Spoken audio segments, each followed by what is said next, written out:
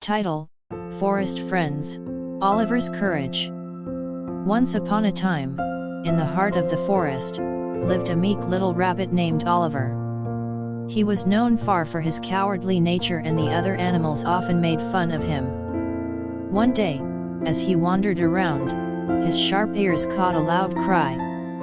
Though he was afraid, he decided to find out what had happened.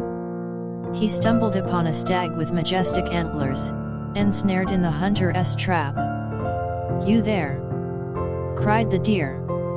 "Please help me, and risk my life," said Oliver, trembling. "I'm terribly sorry, but I can't. Please, little one. I gotta go home to my children. They must be waiting for me, worried." Oliver shook his head.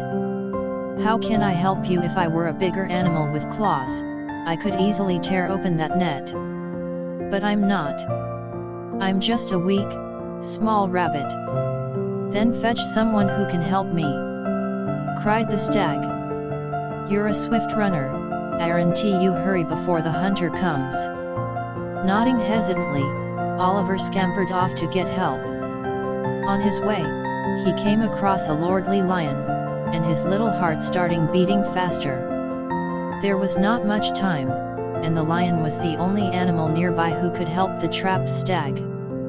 Oliver came to a dilemma. What if the lion pounced on him as soon as he took a step forward? And even if Oliver somehow convinced the lion to help, what if the lion attacked the stag soon after freeing him? Oliver didn't know what to do.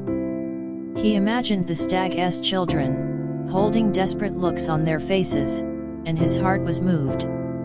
If he didn't act soon, those children might lose their father. Gathering what little of his courage, he approached the lion cautiously. The lion looked down at the little rabbit, interested. "Oh, is it lunchtime now? How lucky I am for my meal to willingly come towards me," said the lion. "I don't have to go through all the trouble to hunt." Hearing that, Oliver thought his heart would fully stop and he would fall dead soon. But he decided not to let fear take control over him. "Sire, I'm afraid I'm too small for you," said Oliver. "I want to be able to satisfy your stomach. However, I found a large stag, which will provide for you for many days." "A stag, you say? The one who acts almighty about his stupid antlers? Ha! Breaking those antlers will be child's play for me. I shall prove to everyone that we, lions, are much mightier than the foolish stags." The overconfident lion licked his lips. "Lead me to him then. You better not be lying to me, or else." Oliver gulped. "Please follow me, sire." He led the lion to the trapped stag, and the lion grinned with glee at the sight. "Sire, it's best if you could remove the net first, carefully and slowly," said Oliver. "I don't want your poor throat to choke on it while you're eating." "I shall use my teeth to tear it," said the lion. Perhaps my claws would be much more useful." As the lion got to work, Oliver quietly approached the stag and whispered, "I'm so sorry for bringing the lion here. But since there's no time, I couldn't find someone else." There was a glimmer of light in the stag's eyes as he smiled.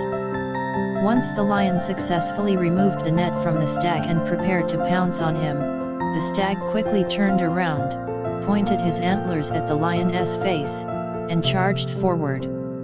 The lion screamed in pain when one of his ears got bored by the sharp antlers and took flight. "Oops, I should have thanked him before attacking," the stag chuckled, before turning to Oliver. "Thank you for your help.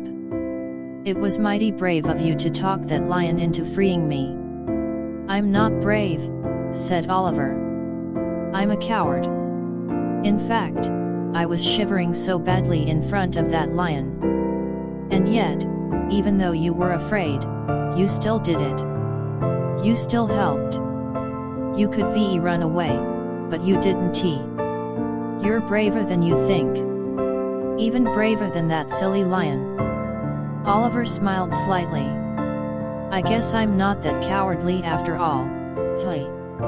Oliver parted ways with the stag, and from that moment onwards, he strived to believe in himself more and slowly became braver and braver. No longer did the other animals made fun of his cowardice, and Oliver lived happily ever after with his newfound courage.